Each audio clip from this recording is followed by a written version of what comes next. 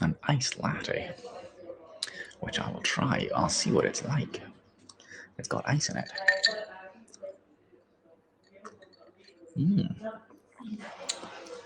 Interesting.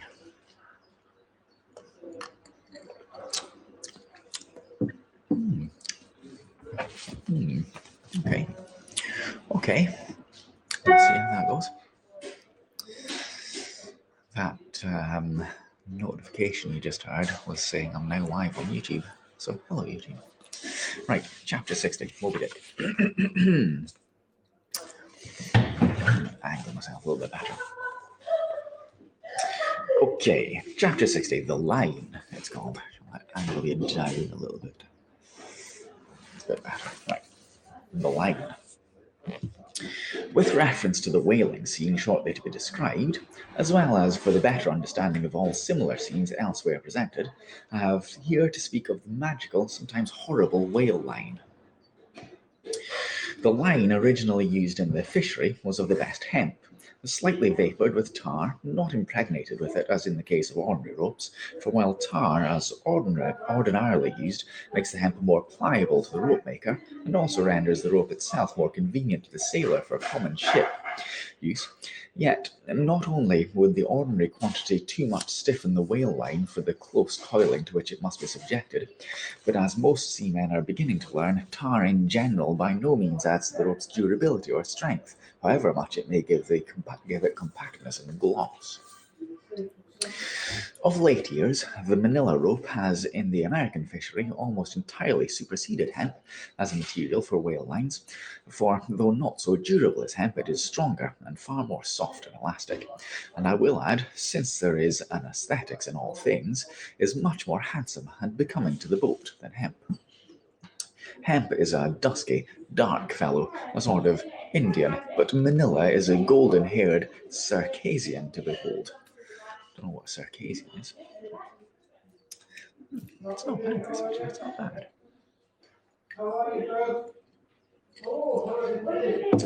The whale line is only 2/3 of an inch in thickness. At first sight, you would not think it's so strong as it really is. By experiment, its 1 and 50 yarns will each suspend a weight of 120 pounds, so that the whole rope will bear a strain nearly equal to 3 tons. In length, the common sperm whale line measures something over 200 fathoms. Towards the stern of the boat, it is spirally coiled away in the tub, not like the worm pipe of a still, though, but so as to form one round, cheese-shaped mass of densely bedded sheaves, or layers of concentric spiralizations, without any hollow but the heart, or minute vertical tube formed at the axis of the cheese. As the least tangle or kink in the coiling would, in running out, infallibly take someone's arm, leg, or entire body off, the utmost precaution is used in stowing the line in its tub. Some harpooners will consume almost an entire morning in this business, carrying the line aloft and then reeving it downwards through a block through the tub, so as in the act of coiling to free it from all possible wrinkles and twists.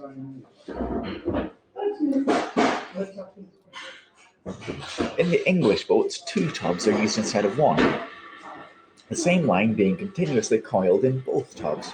There is some advantage in this, because these twin tubs being so small, they fit more readily into the boat, and do not strain it so much, whereas the American tub, nearly 3 feet in diameter and of proportionate depth, makes a rather bulky freight for a craft whose planks are but 1/2 inch in thickness. For the bottom of the whaleboat is like critical ice, which will bear up a considerable distributed weight, but not very much of a concentrated one. When the painted canvas cover is clapped on the American tub line, the boat looks as if it were pulling off with a prodigious great wedding cake to present to the whales. Both ends of the line are exposed, the lower end terminating in an eye splice or loop coming up from the bottom against the side of the tub and hanging over its edge, completely disengaged from everything. This arrangement of the lower end is necessary on two accounts. First, in order to facilitate the fastening of it to an additional line from a neighbouring boat, in case the stricken whale should sound so deep as to threaten to carry off the entire line originally attached to the harpoon. In these instances, the whale, of course, is shifted like a mug of ale, as it were, from one boat to the other, though the first boat always hovers at hand to assist its consort. Second, this arrangement is indispensable for common safety's sake, for were the lower end of the line in any way attached to the boat, and were the whale then to run the line out almost to the end, almost in a single smoking minute, as he sometimes does, he would not stop there, for the doomed boat would infallibly be dragged down after him into the profundity of the sea, and in that case no town crier would ever find her again. So we're going to go forward this year, or? It's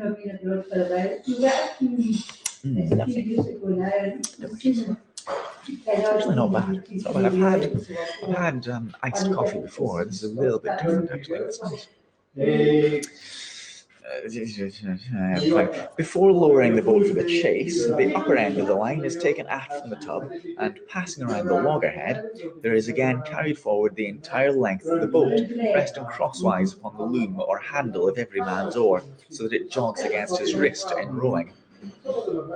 And also passing between the men, as they alternately sit at the opposite gunwales, to the leaded chocks or grooves on the extreme pointed prow of the boat, where a wooden pin or skewer the size of a common quill prevents it from slipping out. From the chocks it hangs in a slight festoon over the bows, and then it is passed inside the boat again, and some 10 or 20 fathoms, called box line, being coiled upon the box in the bows, it continues its way to the gunwale, still a little further aft. And then it's attached to the short warp, the rope which is immediately connected with the harpoon, but previous to that connection, the short warp goes through sundry mystifications too tedious to detail. That's tedious. Okay. I've read the word connection there, the word connection, with an X in it. Quite like that way of spelling it. I've read it in books at this age several different times. Several different books of word connection spelled like that. I like it. I might bring it back. Thus, the whale line folds the whole boat in its complicated coils, twisting and writhing around it in almost every direction. All the oarsmen are involved in its perilous contortions, so that to the timid eye of the landsman they seem as Indian jugglers with the deadliest snakes supportive festooning their limbs.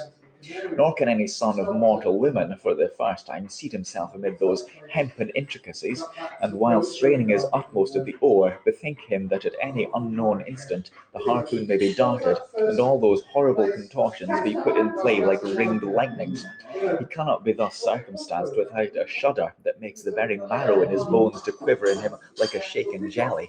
That's a good sentence. Yet habit, strange thing, what cannot habit accomplish? Gayer sallies, more merry mirth, better jokes, and brighter repartees you never heard over your mahogany than you will hear over the half-inch white cedar of the whaleboat, when thus hung in hangman's nooses, and like the 6 burghers of Calais before King Edward, the 6 men composing the crew pull into the jaws of death with a halter around every neck, as you may say. Perhaps a little thought will now enable you to account for those repeated whaling disasters, few of which are casually chronicled, of this man or that man being taken out of the boat by the line and lost. For when the line is darting out, to be seated then in the boat is like being seated in the midst of the manifold whizzings of a steam engine in full play, when every flaying beam and shaft and wheel is grazing you. It is worse, for you cannot sit motionless in the heart of these perils, because the boat is rocking like a cradle, and you are pitched one way and the other without the slightest warning, and only by a certain self-adjusting buoyancy and simultaneousness of volition and action can you escape being made a mazapper of, and run away, and where the all-seeing sun himself could never pierce you out. wonder what a Mazeppa is. Capital Mezeppa. Mazeppa. Again, as the profound calm which only apparently precedes and prophesies of the storm is perhaps more awful than the storm itself.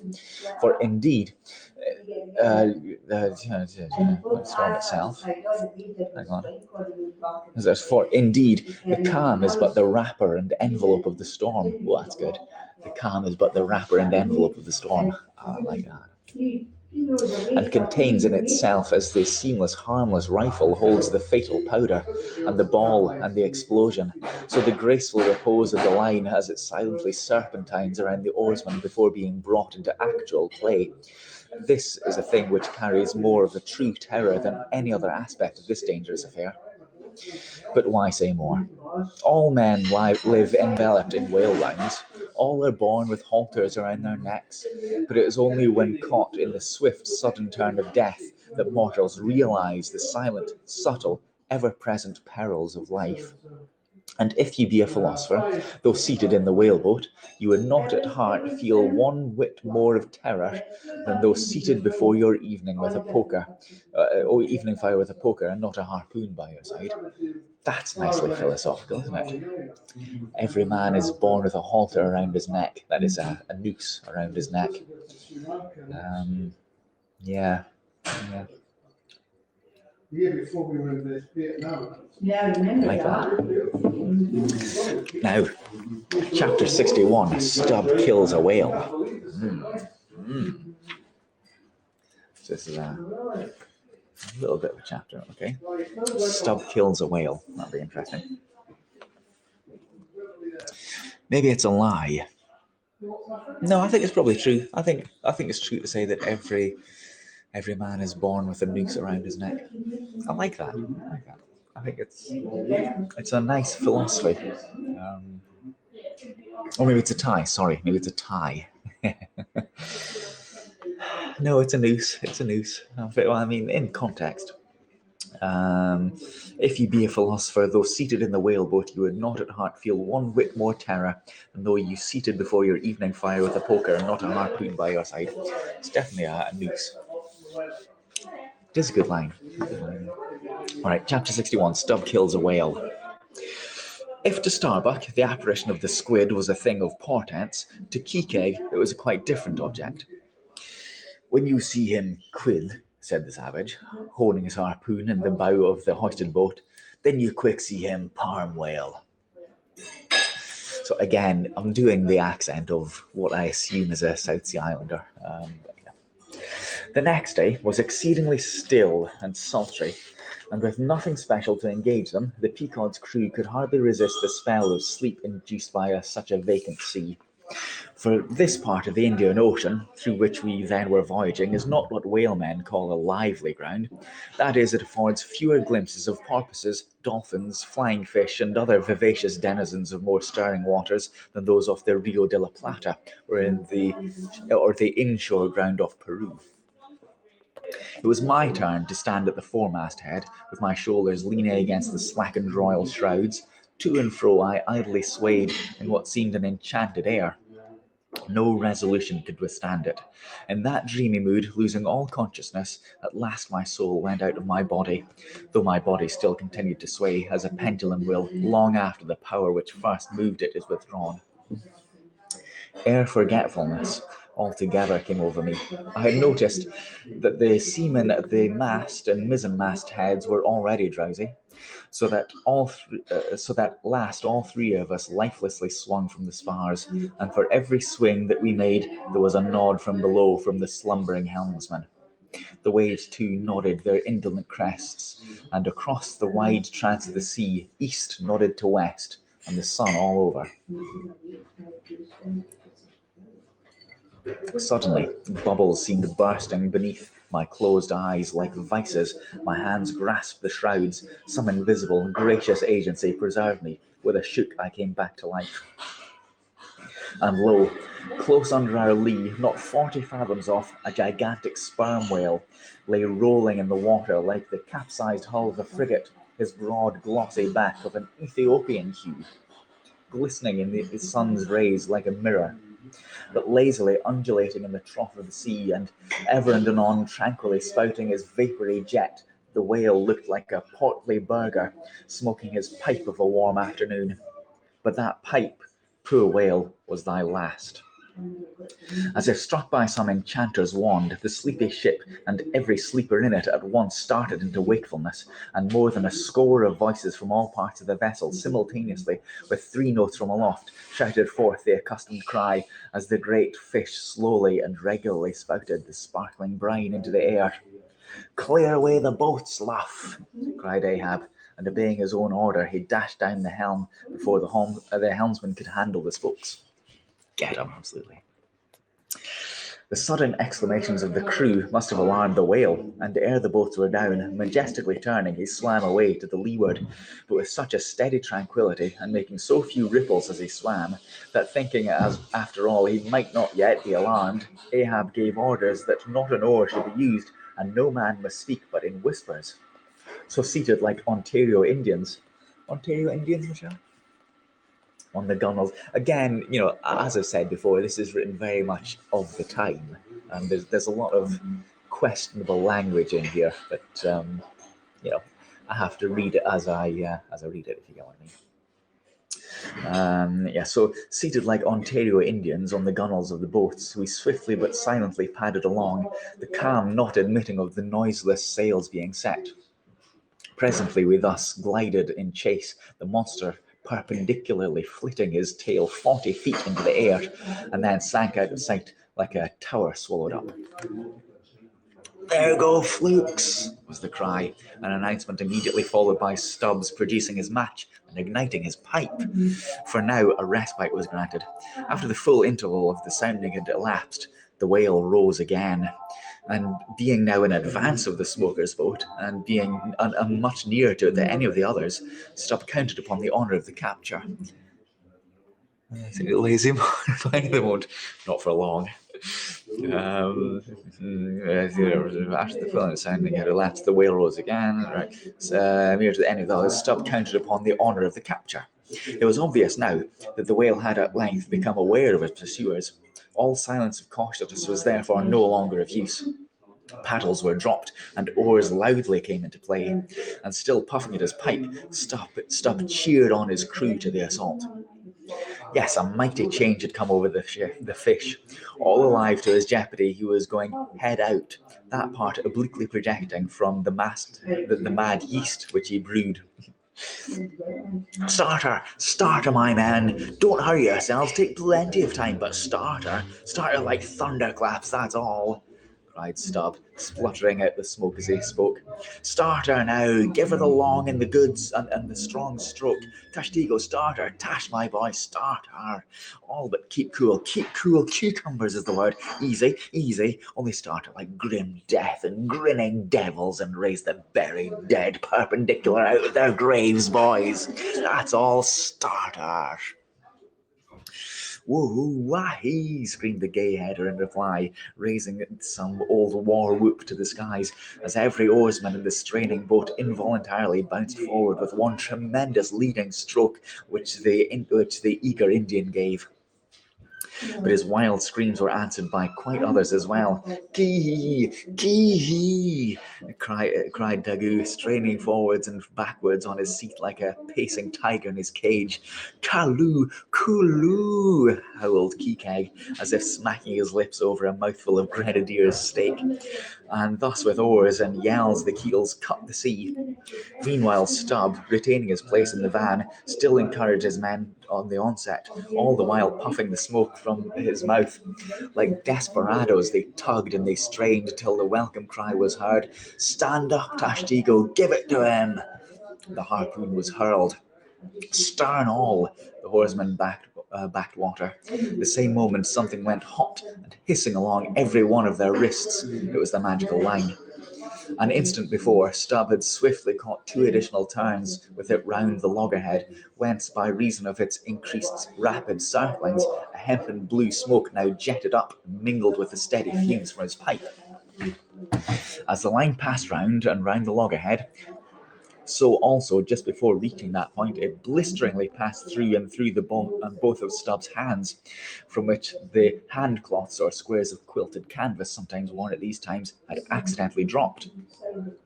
It was like holding an enemy's sharp two-edged sword by the blade, and that enemy all the time striving to wrest it out of your clutch. "Wet the line! Wet the line!" cried Stubb to the tub oarsman, himself seated by the tub, who, snatching off his hat, dashed the sea-water into it. More turns were taken, so that the line began holding its place. The boat now flew through the boiling water like a shark, all fins. Stubb and Tashtigo here changed places, stem for stern, a staggering business truly in that rocking commotion. From the vibrating line extending the entire length of the upper part of the boat, from its now being more tight than a harp string, you would have thought the craft had two keels, one cleaving the water and the other the air, as the boat churned on through both opposing elements at once. A continual cascade played at the bows, a ceaseless whirling eddy in her wake, and at the slightest motion from within, even but of a little finger, the vibrating, cracking craft canted over with spasmodic gunwale into the sea. Thus they rushed, each man with might and main clinging to his seat to prevent being tossed to the foam, and the tall form of Tashtigo at the steering oar crouching almost double in order to bring down his centre of gravity. Whole Atlantics and Pacifics seemed past as they shot on their way, till at length the whale somewhat slackened the flight. Haul in, cried Stubb to the bowman, and facing round the whale, all hands began pulling in the boat to him, while yet the boat was being towed on. Soon, ranging up by his flank, Stubb firmly planted his knee in the clumsy cleat, darted dart after dart into the flying fish, and at the word of command, the boat alternately sterning out of the way of the whale's horrible wallow, and then ranging up for another fling. The red tide now poured from all sides of the monster like brooks down a hill. His tormented body rolled not in brine, but in blood, which bubbled and seethed for furlongs behind in their wake. The slanting sun playing into this crimson pond in the sea sent back its reflection to every face, so that they all glowed to each other like red men. And all the while, jet after jet of white smoke was agonizingly shot from the spiracle of the whale, and vehement puff after puff from the mouth of the excited headsman, as at every dart hauling in upon his crooked lance, by the line attached to it, Stubb straightened it again and again by a few rapid blows against the gunwale, then again and again sent it into the whale. Pull up, he now cried to the bowsman, as the waning whale relaxed in his wrath. Pull up, close to! And the boat ranged along the ship's flank.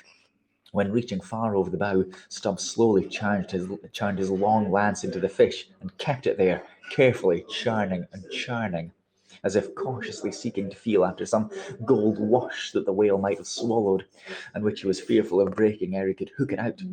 But that gold wash he sought was the innermost life of the fish. And now it is struck, for starting from his trance into that unspeakable thing called his flurry, the monster horribly wallowed in his blood, overwrapped himself in impenetrable mad boiling spray, so that the imperiled craft, instantly dropping astern, had much ado blindly to struggle out from that frenzied twilight into the clear air of the day. And now, abating in his flurry, the whale once more rolled out into view, surging from side to side, spasmodically dilating and contracting his spout hole with sharp, cracking, agonized respirations. At last, gush after gush of clotted red gore, as if it had been the purple lees of red wine shot into the frighted air, and falling back again, ran dripping down his motionless flanks into the sea. His heart had burst. He's dead, Mr. Stubb, said Daggoo. Yes, both pipes smoked out, and withdrawing his own from his mouth, Stubb scattered the dead ashes over the water, and for a moment stood thoughtfully eyeing the vast corpse he had made. Oh, what a chapter, eh? That was exciting. I mean, pretty horrible, all that description of the blood gushing out of the whale, but, an exciting thing.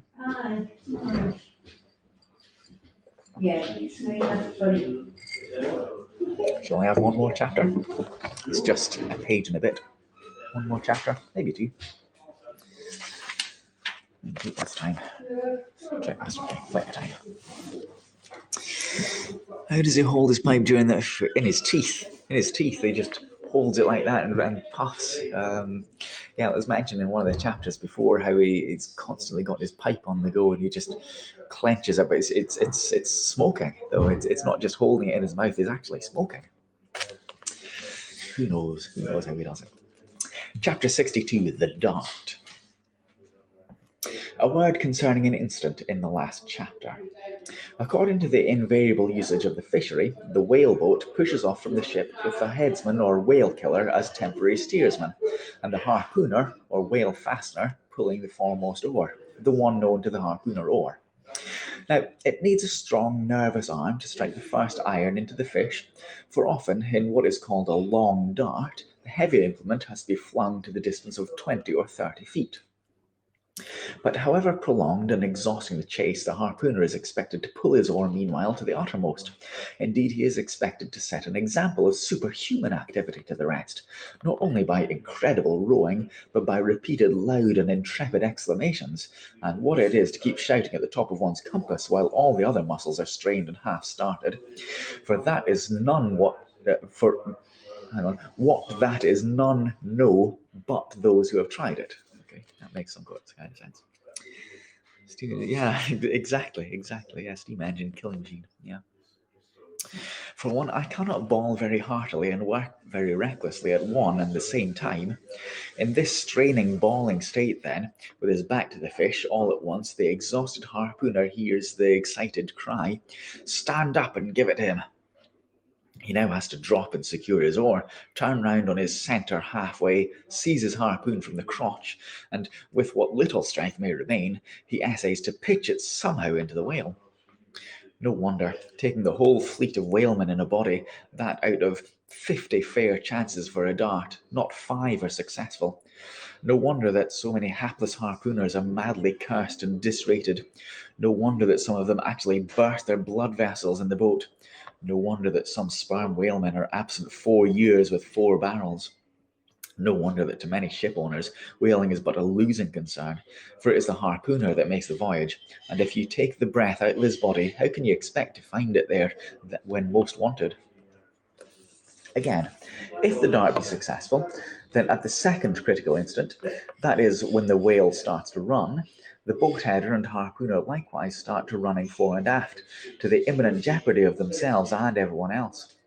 It is then they change places, and the headsman, the chief officer of the little craft, takes his proper station in the bows of the boat. Now, I care not who maintains the contrary, but all this is both foolish and unnecessary. The headsman should stay in the bows from the first to the last. He should both dart the harpoon and the lance, and no rowing whatever should be expected of him, except under circumstances obvious to any fisherman. I know that this would sometimes involve a slight loss of speed in the chase, but long experience in various whalemen of more than one nation has convinced me that in the vast majority of failures in the fishery, it has not by any means been so much the speed of the whale as the before described exhaustion of the harpooner that has caused them. To ensure greatest efficiency in the dart, the harpooners of this world must start to their feet from out of idleness, not from out of toil. You tell him.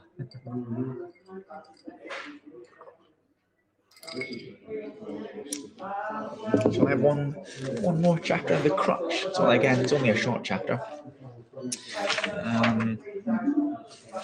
Yeah, the next one's longer. Okay, so one more, and then I'll do for this week. Don't forget you can watch all the previous chapters of Moby Dick on my YouTube. It's probably the best place to find them because it's previously split between Haps and Periscope, but they're all on YouTube. So yeah, watch them first. Are they split between? Anyway, they're all visible there. Just search for A9630 Moby Dick. Not just Dick, but put in Moby Dick as well. Otherwise, you'll get other videos. Also, by the way, I'm thinking of starting a kind of a book club where everybody would read the same book. We would collectively choose what we want to read, and then everybody would read the same book over a fortnight or a month, and then we would discuss it afterwards, see what we all think, and then choose a new book. So we might do that. Might start doing that in the next week or two. So chapter 63, the crotch. Out of the trunk the branches grew, out of them the twigs, so in productive subjects grow the chapters. The crotch, alluded to on a previous page, deserves independent mention. It is a notched stick of a peculiar form, some 2 feet in length, which is perpendicularly inserted into the starboard gunwale, near the bow, for the purpose of furnishing a rest for the wooden extremity of the harpoon, whose other naked, barbed end slopingly projects from the prow. Oh, can we have it? Yeah. There's no need for that. Thereby, the weapon is instantly at hand to its hurler, who snatches it up as readily from its rest as a backwoodsman swings his rifle from the wall. It is customary to have 2 harpoons reposing in the crotch, respectively called the first and second irons. But these 2 harpoons, each by its own cord, are both connected with the line. The object being thus, to dart them both, if possible, one instantly after the other into the same whale, so that if in the coming drag one should draw out, the other may still retain a hold. It is a doubling of the chances, but it very often happens that owing to the instantaneous, violent, convulsive running of the whale upon receiving the first iron, it becomes impossible for the harpooner, however lightning quick in his movements, to pitch the second iron into him. Nevertheless, as the second iron is already connected with the line, and the line is running, hence that weapon must, at all events, be anticipatingly tossed out of the boat, somehow and somewhere. Else the most terrible jeopardy would involve all hands. Tumbled into the water, it accordingly is, in such cases, the spare coils of box line, mentioned in the preceding chapter, making this feat in most instances prudently practicable. But this critical act is not always unattended with the saddest and most fatal casualties. Furthermore, you must know that when the second iron is thrown overboard, it thenceforth becomes a dangling, sharp-edged terror, skittishly curvetting about boat and whale, entangling the lines or cutting them, and making a prodigious sensation in all directions. Nor in general is it possible to secure again until the whale is fairly captured and a corpse. I like that, making prodigious sensation in all directions. You can imagine a massive harpoon careening all over the boat, causing prodigious sensation. Consider now how it must, in the case of 4 boats all engage in one unusually strong, active, and knowing whale, when owing to these qualities in him, as well as to the 1,000 concurring accidents of such an audacious enterprise, 8 or 10 loose second irons may be simultaneously dangling about him. For, of course, each boat is supplied with several harpoons to bend onto the line should the first one be ineffectually darted without recovery. All these particulars are faithfully narrated here, as they will not fail to elucidate several most important, however intricate passages in scenes hereafter to be painted. It's good, that. Exciting few chapters. Thank you for that award, Jane. Welcome. Just done. So what are you thinking of Moby Dick so far? What are you thinking so far? I'm really enjoying it. I think it's a very exciting read, and I love some of the words, some of the phrases that are being used. It's really good, I think. Very pleased with the book. We're over halfway, a little bit over halfway, but it's like a 500-page book. There you go. Yeah, really enjoying it. So, like I say, we might do, or we probably will do. We'll see how it goes anyway. What I read to you, thank you, Ken Riyadh. Like I say, we'll do a kind of a book club, and it doesn't have to be all the books like Moby Dick, because if I'm not reading it out, or I'm not reading the whole thing anyway, then I can read small extracts, I think, for the purpose of review and critique. But then we'll all read the same book over 2 weeks or 4 weeks or something, and then we'll be able to discuss it. So yeah, we'll probably start doing that in the next week or two and see how it goes, I reckon. See if people are interested in it. But I think that'll do for this week. Really enjoying Moby Dick. Hope you are as well. As I said, you can watch all the previous chapters on my YouTube.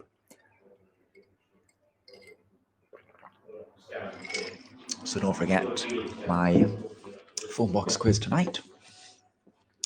2 a.m. my time. I'll have to write some new questions for tonight. And tomorrow in the pub, having lunch in the pub tomorrow.